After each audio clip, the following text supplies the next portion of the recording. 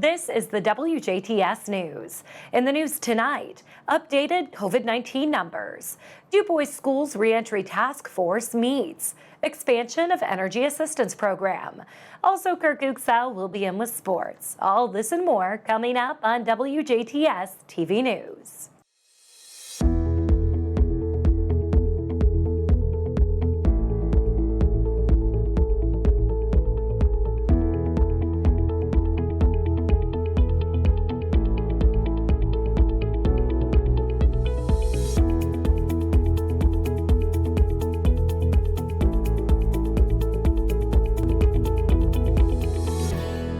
Good evening. I'm Jenna Schaffer with the news. The Dubois County Health Department has confirmed 4 additional cases of COVID-19. This brings the county's total to 256 positive cases and 6 deaths. Local health officials are working closely with the Indiana State Department of Health to ensure that close contacts of the patients are identified and monitored. Everyone who may have had an exposure risk is being notified so that proper infection control procedures can be followed. These newest cases are in isolation. Out of these 256 positive cases, we are told that 213 have recovered.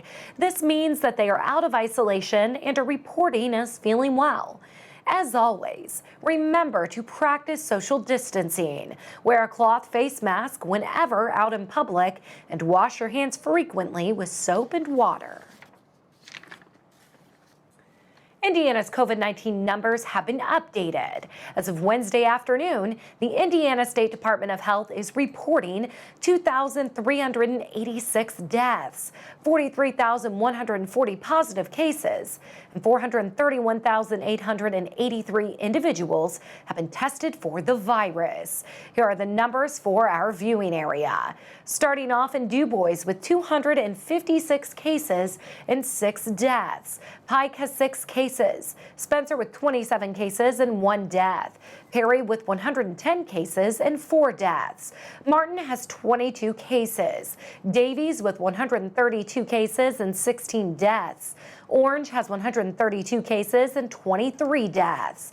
Knox with 47 cases. Crawford has 27. Posey with 26. Lawrence with 197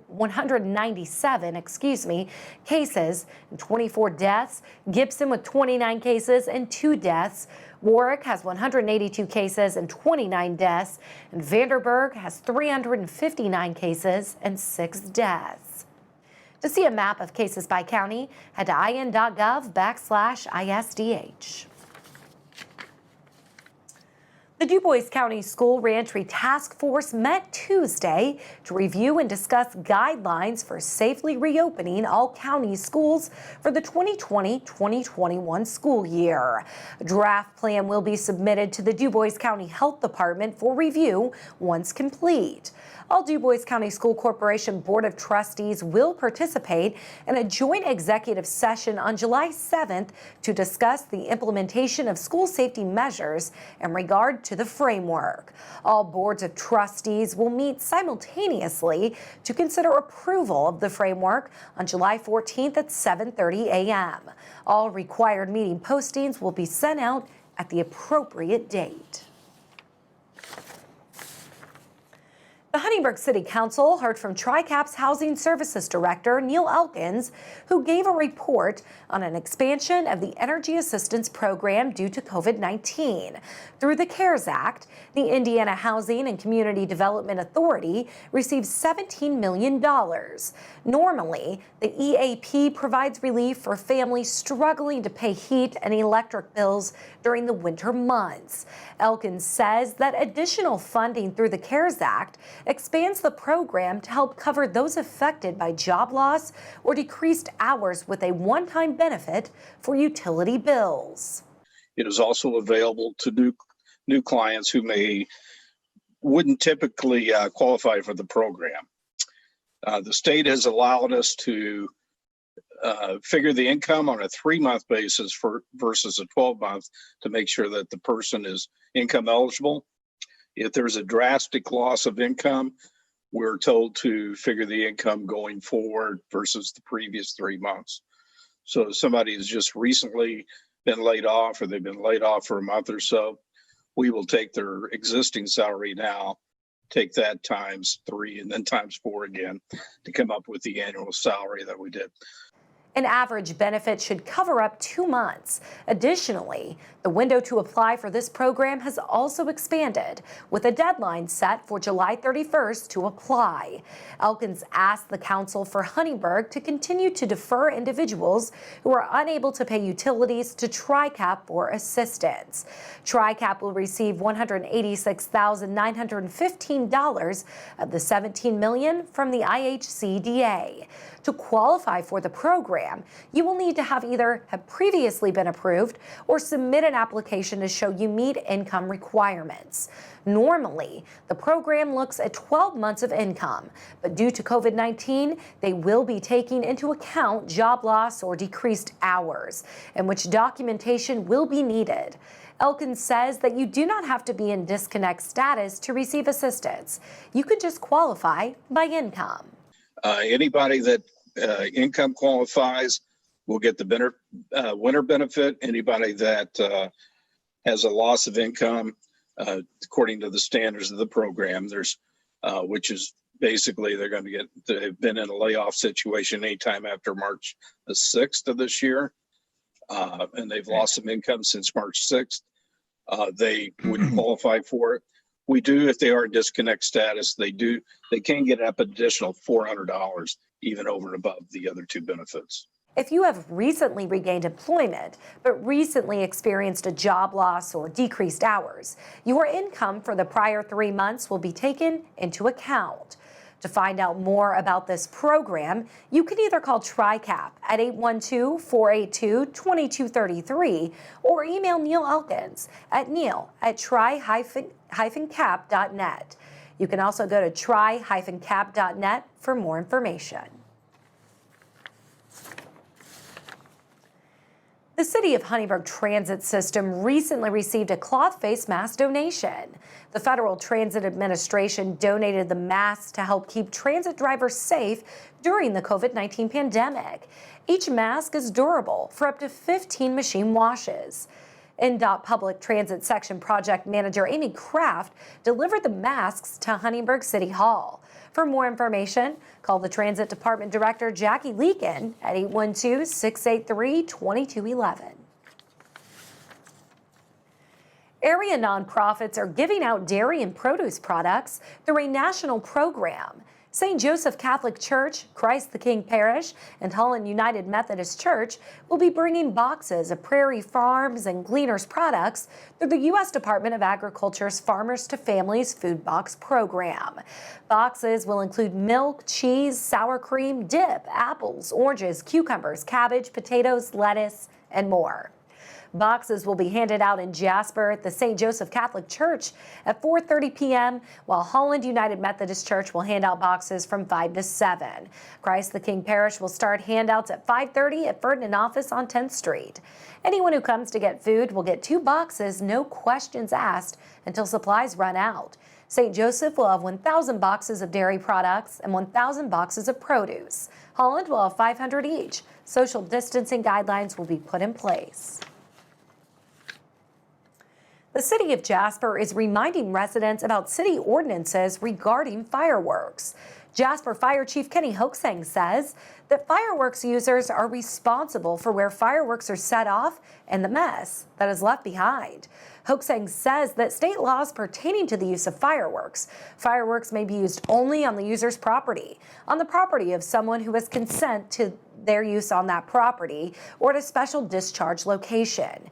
Consumer fireworks may only be used July 4th from 9 a.m. to midnight. All other days, fireworks can be shot from 9 a.m. to 11 p.m.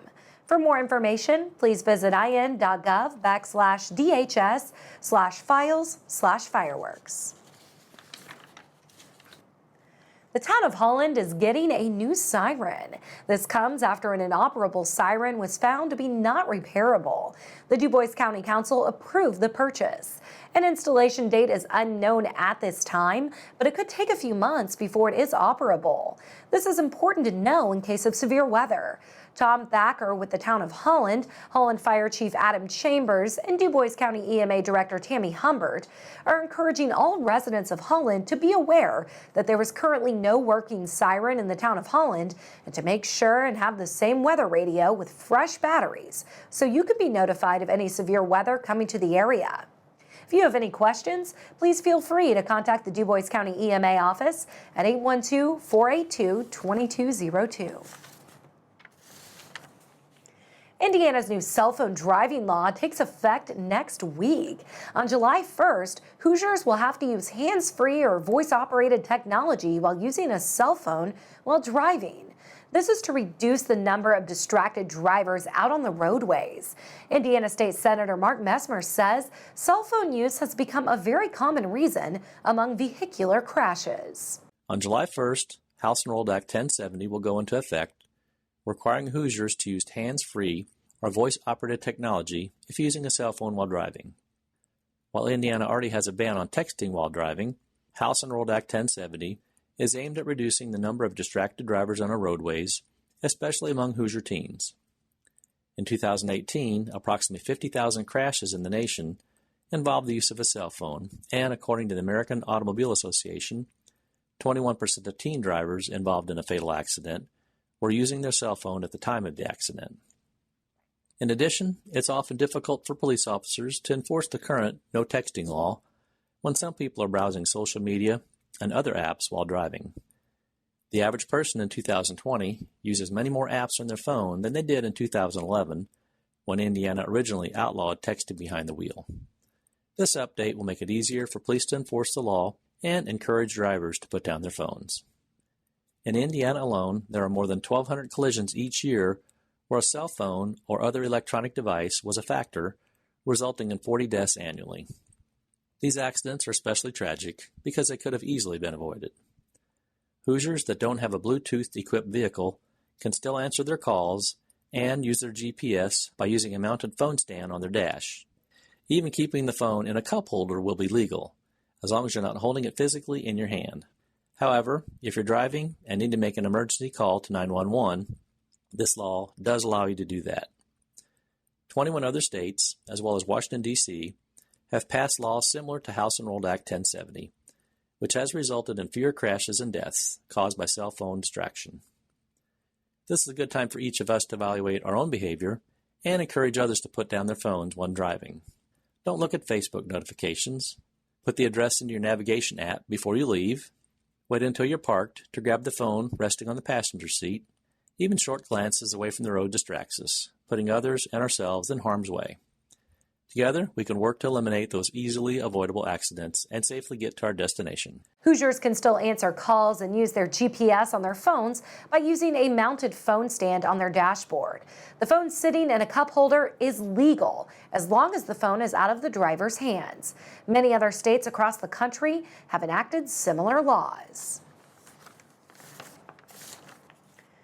While it may seem unfair that people can't go to local county 4-H fairs, people are still getting ready for virtual fairs, and that includes DC Broadcasting. This Thursday and Friday, their sister station 103.3 The Fix will be speaking with 10-year Spencer County 4-H members about their time in the program. Program Director Brian Schwank will speak with members on Thursday and Friday at 3:30, 4:30, 5:30, and 6:30 p.m. each day, and all times are central. And we'll take a look at your weather forecast when we come back right here on 18 WJTS.